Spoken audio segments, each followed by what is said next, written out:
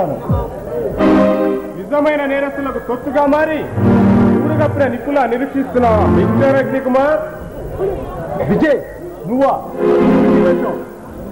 నా తండ్రిని చంపిన కిరాతకులకు ఈ విజయ్ రెడ్ లైన్ గా మారాడు. ఒక హంతకుడిని చంపడానికి నువ్వు కిరాతకుడిగా మారుతావా? జరగడానికి వీల్లేదు. ఇది నా వ్యక్తిగత విషయం. ఎవరు నువ్వు? ఆగడానికి ఎవరు నువ్వు? ఆవేశంలో నా తమ్ముడు హంతకుడిగా మారుతుంటే చూస్తూ ఊరుకోవడానికి ఈ యజ్ఞ అసమర్థుడు కాదు. నీ సమర్థత ఏమిటో నాకు బాగా తెలుసు.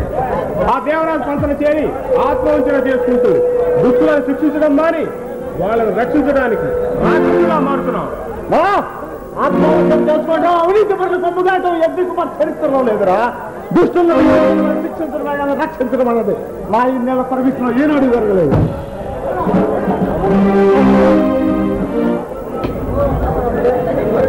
దేవరాజ్ కోరిక మీద సుల్తాన్ గారు ఈ నగరానికి వచ్చి నరమేధ సాగిస్తుంటే కళ్ళు మూసుకొని ఒళ్ళు ఈ పోలీస్ డిపార్ట్మెంట్ ఎవరికే నీకు తెలుసు.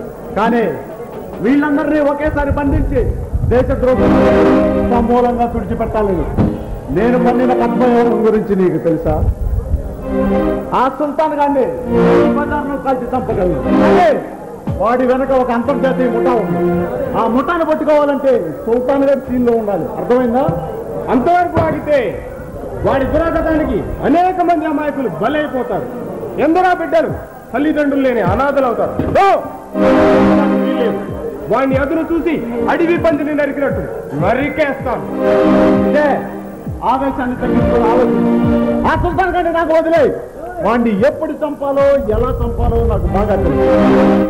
తొందరపడి నువ్వు ప్రాణాలను తెచ్చుకోకు. ఇది ఆవేశం కాదు, ఆగ్రహం. విజయ్, అన్న తండ్రి మరణానికి కారణమైన నేను ఇప్పటికే సగం తెచ్చి బతుకుతున్నాను రా. అనుక్షణం ఆవేదనతో రగిలిపోతున్న నా హృదయం చెప్తున్న బ్రతకలేదు రా, బ్రతకలేదు. ఈ భీకర పోరాటంలో నీ గమ్యం వేరు, నా గమ్యం.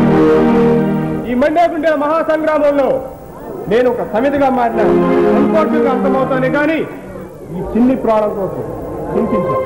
విజయ్, సార్